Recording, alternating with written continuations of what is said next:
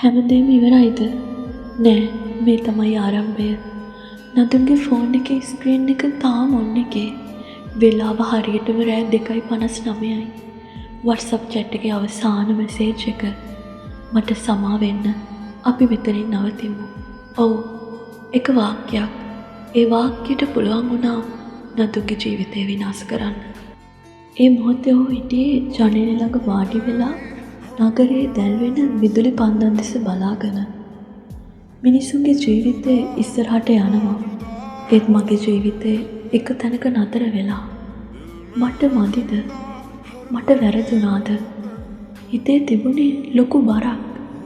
Social media open කරන වාරයක් ගානේ මතක ඇස් ඉස්සරහ රූපරාම වගේ පේන්න ගත්තා. හිතේ තිබුණ දැඩි කෝපයක්, වේදනාවක්, කලකිරීමක්. කෑම, නිින්ද ඔහුට ඇත්තටම එපා වුණා. තවදුරටත් ඔහුට ඔහුව පෝෂණය කරන්න උවමනාවක් තිබ්බේ නැහැ. නිදිවර්තිත රාත්‍රියේ නිමාවත් සමග නදුනදේ නතර වුණේ කණ්ණාඩිය ළඟ. කාලෙකට පස්සේ ඔහුව හොඳින් මොහු දැක්කා.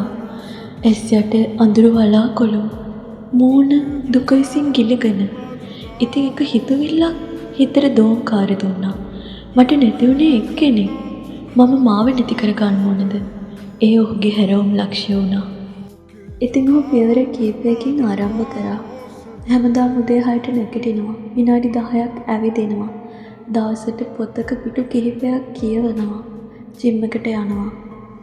ඉතින් බැලුමට මේ දේවල් පොඩි දේවල් වගේ පෙනුනට ආයෙම ඔහුව නැවතට හොයාගන්න මේ දේවල් උදව් කරා. ඔහු තැනකදී හිතනවා බැඳීමක් නැතිවීම කියන්නේ හැමදේම අහිමිවීමක් නෙවෙයි. නැති වුණ තමන්ව හොයාගන්න දෙන chance එකක් කියලා.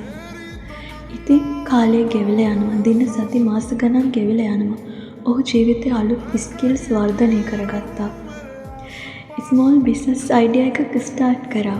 ඉතින් එදා අඬපු කාමරේම අද ඔහුගේ ජීවිතයේ හීන හැබෑ කරන ඔෆිස් එක වෙලා.